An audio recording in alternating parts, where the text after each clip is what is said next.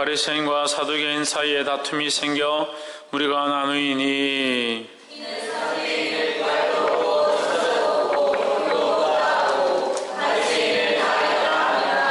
그게 혼화가 일어날 새 바리새인 편에서 몇 서기관이 일어나 다투어 가로되 우리가 이 사람을 보매 악한 것이 없도다. 혹 영이나 혹 천사가 저더러 말하였으면 어찌하겠느냐 하여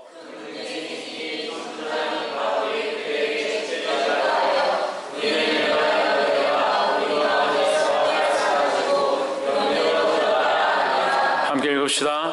그날 밤에 주께서 바울 곁에 서서 이르시되 담대하라. 내가 예루살렘에서 아이를 증거한 것 같이 로마에서도 증거하여야 하리라 하시니라. 아멘. 기도하겠습니다.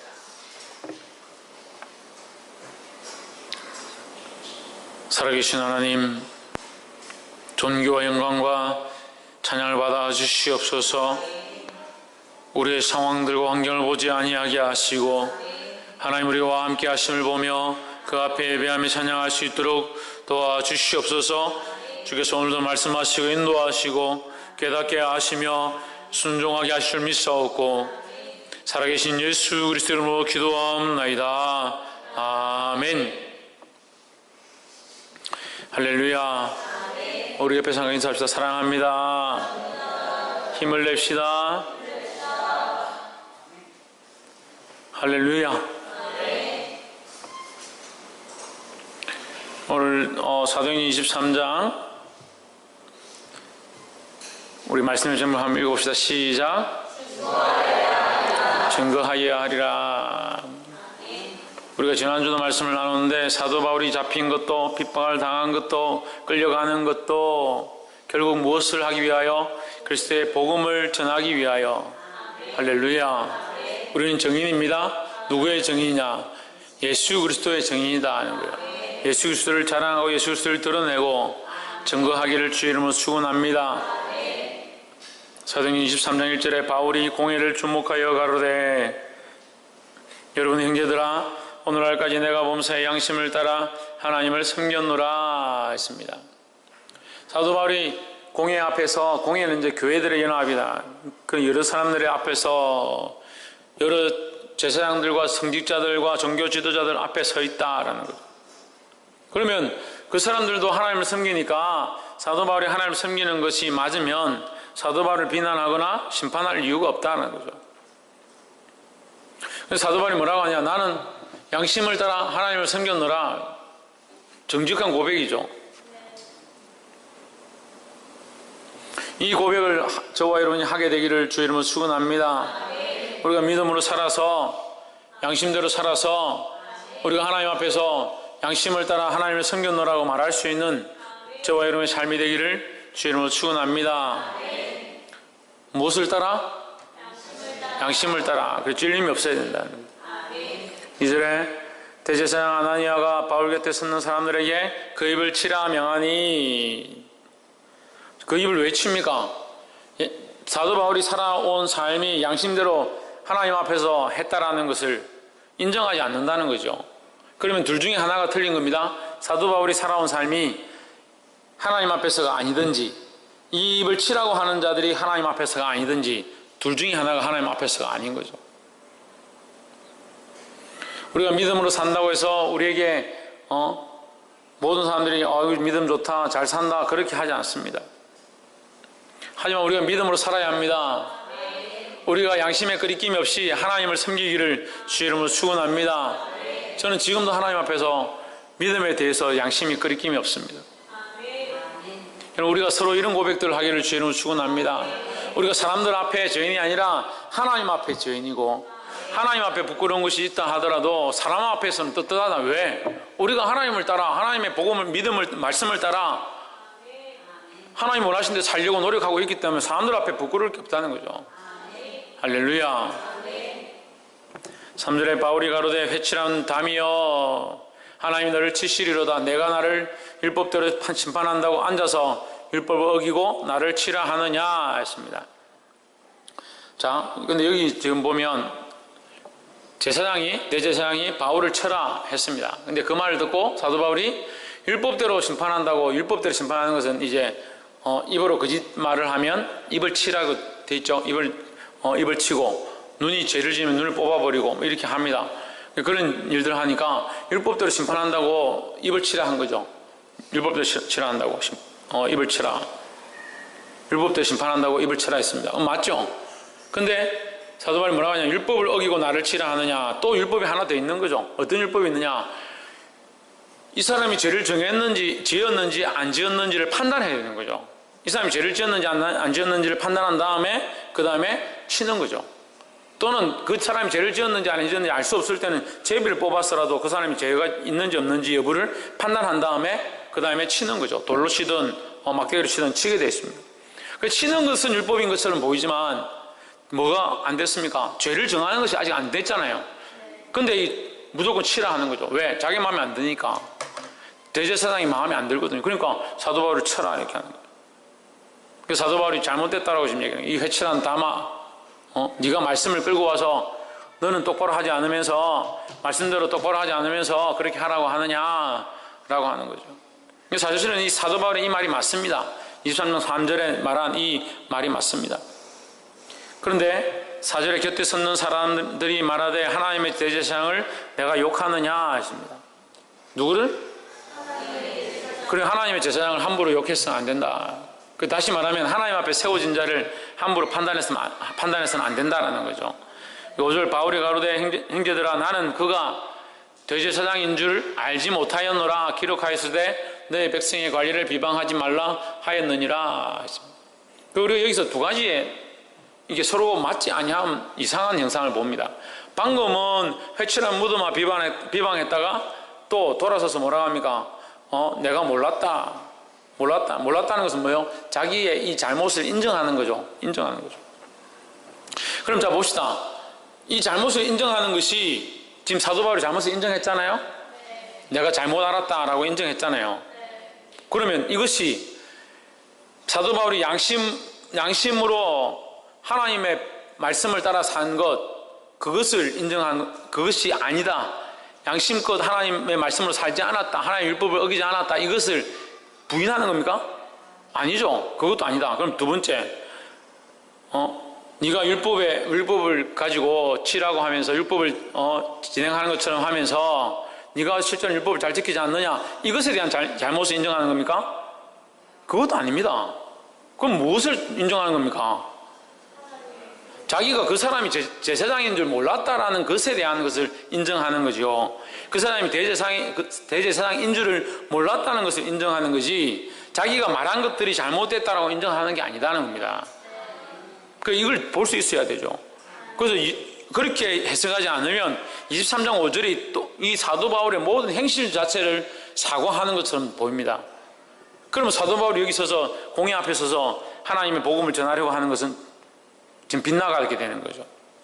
근데 그런 뜻이 아니라는 것을 알아야 합니다. 대제사장을 모르고 비방했다라는 사실, 내가 대제사장인 줄 몰랐다라는 사실에 대해서 사죄를 한 거지, 이렇게 율법도 정치 아니하고 죄도 정치 아니하고 율법대로 치려고 하는 것은 옳지 않다라는 것과 자기가 하나님 앞에 율법의 말씀대로 살았다라는 것에 대해서 아니다라고 말하는 것은 아니다는 거죠. 23장 6절 바울이 그 한 부분은 사두개인이요 한 부분은 바리새인인 줄 알고 공회에서 외쳐 가로되 여러분 형제들아 나는 바리새인이요 또 바리새인의 아들이라. 죽은 자의 소망 곧 부활을 인하여 내가 신문을 받노라 하십니다. 유대인들 가운데 가장 큰 이 파가 있는데 바리새파와 사두개파, 이 두 개가 제일 커요. 그러니까 유대교 그 신앙을 믿는 자들 가운데 이게 파가 나눠져 있는데, 우리로 치면 뭐 대한예술 장로회 뭐 이렇게 장로회냐 뭐 순복음이냐 이런 식으로 나눠져 있는 것처럼 이 바리새파와 사두개파, 이 파 두 개가 제일 큰 거예요. 그 중에서도 바리새파가 좀 더 세력이 컸던 것으로 보입니다. 그렇지만 이 두 파가, 이 종파가 크니까 비일비재하게 다툼들이 있었습니다. 그런데 사두개인들은 영도 없다 하고 부활도 없다 하고 천사도 없다. 하나님만 계시다. 그러니까 우리 영도 없다. 이렇게 되는 거죠. 근데 왜 이런 그 해석이 나왔는지 모르겠는데 그렇게 하면 성경이 해석이 안 되는데 하여튼 사두개인들은 없다. 다 없다. 그냥 육체만 있고 하나님만 믿다가 죽으면 천국 간다. 이게 끝인 거죠. 근데 바리새인들은 뭐라고 합니까? 바리새인들은 반대로 영도 있고 천사도 있고 부활도 있다라고 하는 거죠. 그러니까 이쪽이 더 바리새인 쪽이 더 옳죠. 그러니까 사도 바울이 내가 바리새인이다, 바리새인의 아들이다 이렇게 얘기를 합니다. 그러니까 이것은 사도 바울의 지혜입니다. 지혜. 사도 바울이 그 공회를 딱 보니까 바리새인들이 옷을 보니까 여기는 바리새인이고 여기는 사두개인들 옷이 다르게 입었거든. 사두개이고 여기는 사두개인들이고 여기는 바리새인들이니까 이 서로 얘기를 좀 그거 하면 좋겠다, 붙이면 좋겠다 싶어서 이 얘기를 하는 겁니다. 그러니까 그 안에 막 사람들이 갑자기 다툼이 일어난 거예요. 웅성웅성 하는 거죠. 사두개인들은 부활도 없고 영도 없고 천사도 없다 하는데 저 사람은 부활도 있고 영도 있고 천사도 있다 하니까 바리새인들이 왜 저 사람을 죄인이라고 저기 잡아 끌고 와서 공의 앞에 세웠느냐, 저 죄가 없는 우리 편이다. 사도 바울 편을 막 들기 시작하는 거죠. 바리새인들이 갑자기 사도 바울 편을 막 들기 시작하는 거예요. 사두개인들은 당황하고 있고 9절에 크게 혼화가 일어날 새 시끄럽다는 거죠. 크게 시끄럽고 다툼이 일어날 새 바리새인 편에서 몇 서기관이 일어나 다투어 가로되 우리가 이 사람을 보매 악한 것이 없도다. 잘못된 게 없다. 바리새인들이 자기들이 맞는 교리를 사도 바울이 얘기했고 사도 바울이 원래 바리새인 출신이다 이렇게 하니까 갑자기 막 사도 바울 편을 들기 시작해요. 그 악한 것이 없도다. 근데 교회는 이렇게 되면 안 돼요. 우리는 누구 편입니까? 예수 그리스도 편이죠. 그럼 교회는 누구 편 이렇게 갈라지면 안 돼. 예수님 편이 되야 되는 거예요. 할렐루야. 우리가 이 사람을 보면 악한 것이 없도다. 혹 영이나 혹 천사가 저더러 말하였으면 어찌하겠느냐. 혹시 저 사도 바울한테 영이 와서 사도 바울한테 얘기했다든지 천사가 와서 얘기했다 하면 어떻게 할 거냐. 바리새인들은 천사와 영을 믿으니까 영이 와가지고 예수님이 그리스도다, 메시아다 이렇게 얘기했다면 저 사람은 뭐라 할 게 아니지 않냐. 영이 와서 했는데 이렇게 되는 거죠. 갑자기 막 사도 바울 편을 들기 시작합니다. 10절에 큰 분쟁이 생기니 천부장이 바울이 저에게 찢겨질까 하여 이제 한쪽에서는 죽이자 막 이렇게 하고 한쪽에서는 안 된다 막 살리자 이렇게 하면 서로 막 다투다가 중간에 밟혀 죽을까 싶어서 찢겨질까 하여 군인을 명하여 내려가 무리 가운데서 빼앗아 가지고 영내로 들어가라 하니라. 참 감사합니다. 서로 막 이 바리새인들은 자기들 편이다 그렇게 하고 천부장은 또 뭡니까? 사도 바울의 이 보호막이 돼가지고 보디가드가 돼가지고 탁 지키고 있고 위험하니까 싹 데려가고. 할렐루야. 누가 지키는 겁니까? 하나님께서 지키시는 거죠. 하나님께서 천부장을 사용하셔서 지키시는 것이고 사도 바울의 지혜를 사용하셔서 지키시는 거죠. 우리가 물론 급한 일이 있거나 위급한 데가 되면 하나님께서 직접 우리를 도우시고 인도하실 때도 있습니다. 놀라운 기적과 역사로 우리를 건지실 때도 있습니다. 제가 아직도 기억하는 게 이제 중학교 때 지금도 그분이 제가 좀 불가사의하게 느끼는 건 그분이 아직도 부흥사라는 것이 신기하긴 한데 피종진 목사님이라고 우리나라 한국에 유명한 부흥 강사가 있습니다. 피종진 목사님이라고. 성이 피시라서 제가 안 까먹습니다. 그 목사님이 부흥회를 오셔가지고 이렇게 말씀을 전하는데 얼마나 은혜가 되는지. 근데 간증을 하는데 무슨 간증을 하냐면 자기가 길을 가는데 차가 와서 자기를 이렇게 팡 박아버린 거예요. 공중에 한참 떠가지고 한 12m 정도 날아갔대요.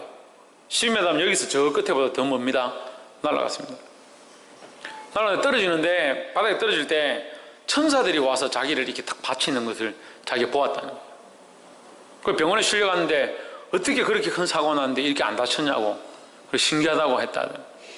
그렇게 하나님께서 강권적인 역사로 구원하시고 보호하시는 일들이 있어요.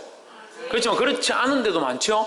의사를 통해서 치료하게 하시든지, 약을 통해서 병을 낫게 하시든지, 사람들 보내서 우리가 우리의 여러 상황 가운데 보호하게 하시든지. 할렐루야. 그런 우리가 보이지 않는 기적들도 있고 눈에 보이는 사람들을 통해서 하시는 일들도 있다라는 겁니다. 근데 우리가 이 모든 일 가운데 누가 간섭하고 계시다? 하나님께서 간섭하고 계시면 볼 수 있어야 됩니다. 그러니까 이 믿음이 없으니까 하나님 우리 삶 가운데 역사하시고 도우셔도 하나님 한 줄을 보지를 못하는 거죠. 그래서 조금만 힘든 일이 생기면 다 잊어버립니다. 다 잊어버립니다. 좋았던 모든 추억들을 다 잊어버립니다. 은혜 받았던 모든 사실들을 다 잊어버립니다. 하나님이 지금도 우리와 함께 하시고 우리를 보호하고 계심을 믿으시기를 주의 이름으로 축원합니다. 전에도 군대 얘기를 했지만 그냥 군대 갔다 왔다 생각하면 군대 갔다 온 거예요. 근데 하나님 저를 얼마나 사랑하시는지. 군대 들어갈 때 그 들어가기 전에 찬양팀을 만들어서 찬양 집회를 했습니다. 은혜가 있었고 그런 역사가 있었습니다. 그래서 제가 군대 가면 그 찬양팀 안에 다 악기가 다 있었어요. 다 있었는데 뭐가 없었냐면 드럼이 없었어요. 그래서 이 찬양팀을 부흥케 하고 찬양팀을 좀 더 훈련시키려면 드럼 칠 수 있는 치는 사람이 있어야겠구나. 그때는 드럼이 어디 있습니까? 제가 찬양팀을 몇 년도 했냐면 1988년도 찬양팀을 했으니까 드럼 한 대 사는 게 하늘 별 따기였어요. 월급 많이 받는 사람이 한 달에 35만 원, 40만 원 받을 텐데 월급을 한 40만 원 받았습니다. 목사님도 월급이 한 40만 원 됐어요. 드럼이 한 대가 120만 원 했습니다. 그럼 월급을 몇 달치를 해야 한 3개월치를 내야 드럼을 한 대 사는 거죠. 그래서 3익 드럼이라고 제가 샀어요. 그 지금 삼성교회 학생회실에 있는데 들고 오지 못하게 해서 제가 어쩔 수 없이 거기 놔두고 왔지만 그 사실 제 개인 자산입니다. 그거 제가 몇 달치 월급 긁어가지고 거기 지금 물건이 그 제품은 안 나와요. 그게 삼익에서 나왔거든요. 삼익에서 그 드럼이 은색인데 삼익에서 처음으로 드럼을 만들어서 그 제품을 출시를 한 거예요. 그런 제품이 안 나오죠. 희귀제품이죠. 그걸 지금 몇 달치 월급을 끌고가지고 그걸 드럼을 사가지고 했는데 군대를 가가지고 드럼을 배우고 싶습니다. 하나님, 내가 군대 가서 나올 때 드럼을 배울 수 있게 해주십시오. 그리고 가면서 이제 찬양팀한테 내가 군대 가서 드럼 배워오겠다 하니까 애들이 막 웃는 거예요. 선배들이, 형님들이 막 웃고 그래 군대는 잘 갔다 온나. 군대 갔는데 하나님께서 저를 그 조그마한 이런 교회에 군대는 뭐 이렇게 의자 이런 게 있습니까? 그냥 뭐 이 인테리어가 있습니까? 그냥 기둥 세우고 이게 판넬 붙이고 지붕만 떡 덮어놨죠. 그 교회가 제가 오기를 위해서 제가 올 걸 기다리고 교회를 지어놓은 거예요. 믿거나 말거나. 부대가 조그만한데 한 500명 있는데 그 부대가 제가 가는 그 전해에 이 교회를 건축을 한 거예요. 부대 군인들이 다 나와서 이 밀고 시멘트 붓고 이렇게 해가지고 이 교회를 지었는데 악기가 하나도 없어요. 근데 군종병이 한 명 있는 거예요. 군종병이. 군종병을 만나서 얘기를 하니까 자기가 찬양팀을 하다 왔다. 그 자기가 찬양팀을 하다 왔는데 나를 보니까 엄청 이제 마음이 좀 좋더라. 그래서 나하고 막 얘기를 하다가 뭐 찬양 좀 잘하냐? 찬양하고 기타하고 한다. 이러니까. 자기가 돈 얼마 낼 테니까 우리가 악기를 사자 하더라고. 그래서 나도 돈을 낼 테니까 악기 사자. 그래서 몇 명 그 군종병하고 저하고 그 삼중대에 청년이 한 명 왔는데 전도사라더라고. 선교단에 있었다. 그 친구가 있던 찬양팀이 어린 양 찬양 우리 죄 위해 죽으신 주님. 이 찬양 알아요? 몰라요? 하여튼 이 찬양을 지은 그 찬양팀인데 내 입술로 하나님의 이름을 찬송하며. 이 찬양도 몰라요? 이 찬양을 지은 찬양팀이야. 그 팀에서 베이스 기타를 치던 친구예요. 정말 잘 쳐요, 베이스 기타를. 제가 그래서 그 군대에 있을 때 그 친구한테 베이스를 좀 많이 배웠는데, 그 친구하고 그 세 명이 딱 이렇게 조가 맞은 거죠. 세 명이 조가 맞으니까 한 명이 또 왔어요. 이제 새로 들어왔는데, 이제 신병으로 들어왔는데 보니까 그 친구 안경 끼고 이렇게 큰 안경 끼고 뜨고 왔는데, 자기 드럼 선수라는 거야. 그래가지고, 그러면 니 드럼하고 기타하고 그 친구 베이스하고 이렇게 네 명이 딱 조가 맞춘 거죠. 그래, 거기서 찬양팀을 만들었습니다. 창단했습니다. 세상에 군대 가가지고 총 들고 다녀야 되는데 지금 찬양팀을 창단한 거야, 군대 안에서. 할렐루야. 하나님이 이게 뭐로 가도 주의 일을 하게 하시고, 끌려가도 주의 일을 하게 하시고, 할렐루야. 나와도 또 주의 일을 하고. 거기서 이제 그 친구하고 이렇게 하다가 이 친구가 갑자기 드럼을 너무 잘 쳐서 사단으로 이게 스카우트 때 가는데 저를 이제 계속 연습을 시킨 거예요. 제가 한 달 넘게 연습을 한 거예요, 드럼을. 그래서 그걸 배워가지고 제가 드럼을 쳤어요. 드럼을 치고 그 창고가 이제 창고 들어가가지고 이제 문 다 닫아놓고 찬양 틀어놓고 그래서 막 연습을 하고. 그래 제대로 해가지고 이 3위 그 악기 그걸 샀습니다. 제가 이제 월급 해가지고 3개월치 모아가지고 악기를 사가지고 드럼을 교회에서 쳤어요. 얼마나 은혜가 되는지요. 우리가 보기엔 다 그냥 이 재수로 어째 가다 보니까 누굴 만났고, 어째 가다 보니까 교회가 있고, 어째 가다 보니까 3위 악기가 있고 그렇게 볼 수 있지만 이 모든 것에 하나님이 역사하신 거예요. 하나님 인도하심이 있고 하나님 간섭하심이 있다는 거예요. 그것을 볼 수 있는 눈들을 가져야 합니다. 그걸 볼 수 없으니까 감사가 없고 은혜가 없지요. 보게 되기를 주의 이름으로 축원합니다. 그래서 이런 위급한 상황 가운데 사도 바울의 시선은 어디 있느냐? 예수 그리스도께 있고, 그거 할 수만 있으면 이 복음을 전하는 것에 힘을 썼다는 거죠. 11절에 그날 밤에 주께서 바울 곁에 서서 이르시되 담대하라. 그날 밤에 주님께서 뭐라고 하시냐? 사도 바울에게 담대하라, 담대하라. 내가 너와 함께하니 담대하라. 내가 너를 승리케 할 것이니 담대하라. 내가 너를 사용할 것이니 담대하라. 할렐루야. 내가 너를 떠날 테니까 네 혼자서 열심히 하다가 어찌 한번 해봐라. 그래 담대해라. 말이 안 맞잖아요. 주님이 함께 하시니 담대하라는 거죠. 네가 가는 길이 옳다. 너의 그 고난의 길이 맞다는 거죠. 믿음으로 살아서 하나님 앞에 인정함 받는 자들이 되기를 주의 이름으로 축원합니다. 담대하라. 내가 예루살렘에서 나의 일을 증거한 것 같이. 어디에서? 예루살렘에서. 내가 누굽니까? 나의 일이란, 나의 일이 뭡니까? 복음이에요, 복음. 예수님을 증언하는 거, 이 복음의 일을 했다, 복음의 일을. 네가 이 예루살렘에서 복음의 일을 한 것 같이. 지금 예루살렘에 있는 거죠. 예루살렘에서 끌려와가지고 공회 앞에, 유대인들의 공회당 앞에 서서 그 종교지도자들을 모아놓고 거기서 예수님을 증거한 거죠. 이것만 한 것으로 끝난 것이 아니라 네가 이제 로마에서도 증언하여야 하리라, 이 말이에요. 할렐루야. 이 말씀은 우리가 이 두 가지로 볼 수 있습니다. 하나는 네가 작은 것에 충성하였으니 더 큰 것으로 내게 맡기리라. 네가 작은 일에 그 예루살렘에서 복음을 들고 주를 위해 싸웠으니 내가 너에게 더 큰 것을 맡기겠다는 겁니다. 할렐루야. 그때 로마는 세계를 지배하고 있을 때, 로마는 그 로마 황제 앞에까지 가서 그가 목숨을 걸고 거기서 예수 그리스도를 증거합니다. 그것으로 말미암아 로마에 복음이 들어가기 시작하는 거죠. 할렐루야. 오늘 이런 일 가운데 사용되어지기를 주의 이름으로 축원합니다. 또한 예루살렘에서 하고 로마에서 한다는 것은 이 사도 바울이 끝까지 이 복음 가운데 일할 것이다 하는 겁니다. 이 죽음으로 자기의 생을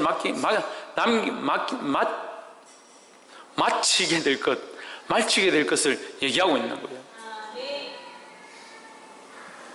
예루살렘에서 복음을 전하고 로마까지 끌려가서 로마에서 뭘 하느냐? 이 복음을 전함으로 말미암아 그가 죽임을 당합니다. 하지만 이것은 뭡니까? 주를 위한 길이다. 주를 위한 길. 우리의 기준에는 죽음으로 가는 게 제일 싫은 거잖아요. 제일 나쁜 거잖아요. 돈 없는 게 제일 안 좋고 그거보다 더 안 좋은 것은 몸이 안 좋아지는 거고, 그거보다 더 안 좋은 것은 목숨을 잃는 거죠. 근데 우리는 그 길을 지금 가고 있는 거예요. 예수 믿는 사람은 그 길을 가고 있는 거예요. 박이삭 뒤에 가서 일어서 있어요. 우리가 복음을 증거함으로 무슨 일을 하고 있느냐?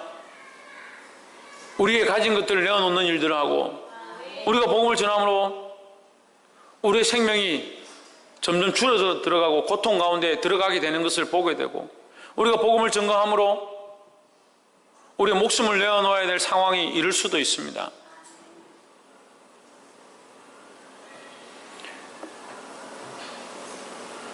우리 신앙이, 우리가 믿는 하나님이 그냥 액세서리가 아니에요. 아이들이 그거 보니까 인형을 들고 가지고 놀던데, 그래서 요즘 아이들은 그 인형에도 얼마나 그래 인형이 좋아가지고 목숨을 거는지. 그 아이들 인형에 낙서하면 해보세요. 난리 납니다. 우리 하나님을 그런 인형처럼 섬기면 안 돼요. 살아계신 존재니요. 이곳에 오셔서 임하셔서 우리와 함께 하신 그 하나님을 만나야 하는 겁니다. 할렐루야. 필리핀에 교회를 세우러 갔는데, 저번에 갔을 때 교회가 건축되어져서 입당 예배를 하는데, 그 차를 몰고 들어갔는데 입구에 군인들이 5명 있는 거예요. 군복을 다 입고 얼룩무늬 중복을 입고 총을, M16 총을 다 들고 탁 서 있는 겁니다. 근데 실탄을 채웠더라고. 실탄 장전했더라고. 제가 사실 좀 놀란 거는, 그 전날 필리핀에 들어왔을 때 뉴스에 비극 사건이 있어가지고 그 한인 부부들이 총에 맞아 죽었다. 그래서 문자가 왔습니다. 외교부에서. 제가 들어간 날 문자가 왔습니다. 지금 필리핀 그 밑에 민다나오 쪽 위험하니까 여행 경보, 그 다음날 되니까 여행 금지. 민다나오 쪽, 그러니까 필리핀에 섬이 7,000개나 있습니다. 7,000개 섬이 있는데 그 중에 아래쪽에 있는 민다나오 섬 쪽에는 가지 마라. 그 문자가 왔는데, 그날 교회 그거 입당 예배하러 들어가는데 양복 입고 딱 들어가는데 총을 들고 5명이 탁 이랬는 거예요. 얼굴도 시커멓게 해가지고 총알까지 다 당전해. 이 땡기면 좀 다 죽는 거죠. 근데 속으로 솔직히 얘기해서 속으로 겁이 확 나는 거예요. 아, 이 사람들이 눈이 뒤집혀가지고 지금 이 차에 지금 세트로 담아왔잖아요. 상자 3개. 12인승 차에 세트로 가득 채워왔잖아요. 한 사람당 한 3천만 원, 한국 사람 3천만 원, 5천만 원 합니다. 그 세트로 세 상자니까 30명 잡고 5천만 원씩 하면 돈이 얼마예요? 그거 생각하고 막 총 들고 이렇게 하면 어떻게 하겠습니까? 어떻게 하겠어요? 거기서 뭐 전화를 할 거예요. 전화하는들 무슨 소용이 있고, 그 사람들하고 취급하고 싸우는들 어떻게 이겨요? 총 들고 가는데. 계속 기도했습니다. 하나님, 저에게 담대함을 주십시오. 저 이런 것에 두려워하지 않게, 제가 왜 이렇게 마음이 약합니까? 이런 기도를 했어요. 근데 희경이하고 있을 때는 막 그냥 웃고 있었지만 속으로는 막 기도를 막 하고 떡 내렸는데, 그 친구들이 혹시 주민들 중에 그런 사람이 있을까봐 우리를 보호하려는 경비로 온 거였더라고. 저는 그걸 보고 깜짝 놀래가지고 지뢰 겁을 먹고 그렇게 했는데, 우리가 그렇게 약하다는 거죠. 우리 인생이 그렇게 약하다는 거예요. 하지만 우리는 이 각오를 해야 합니다. 복음을 위해서 각오해야 합니다. 예수 그리스도를 증언하는 것에 각오해야 합니다. 할렐루야. 말씀을 맺겠습니다. 또한 이 23장 11절에 나와 있는, 암시되어 있는 말씀은 예루살렘으로부터 로마로 간다. 예루살렘은 오른쪽에 있거든요. 오른쪽에 로마가 어디 있냐? 왼쪽에 있습니다. 그러면 동서남북에서 오른쪽 편에서 왼쪽으로 가면 어느 쪽으로 가는 겁니까? 서쪽으로 가는 겁니다. 서쪽으로 가는 거죠. 그래서 복음의 서진이 시작되는 겁니다. 예루살렘으로부터 복음이 이제 사도 바울이 끌려가서 로마로 가는 거죠. 서쪽으로 가면서 복음이 전파돼서 서쪽으로 돌아서 유럽으로, 영국 성공회, 거기서 미국의 청교도, 그 미국에서 일본으로, 일본과 중국으로, 그 다음에 우리나라 들어오죠. 그게 복음의 서진이다. 지금도 복음은 계속 흘러가고 있다는 겁니다. 할렐루야.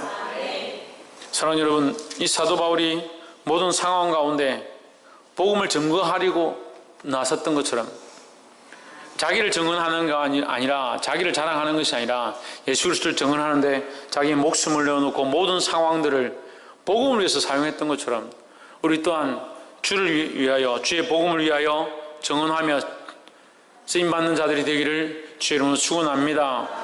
기도하겠습니다.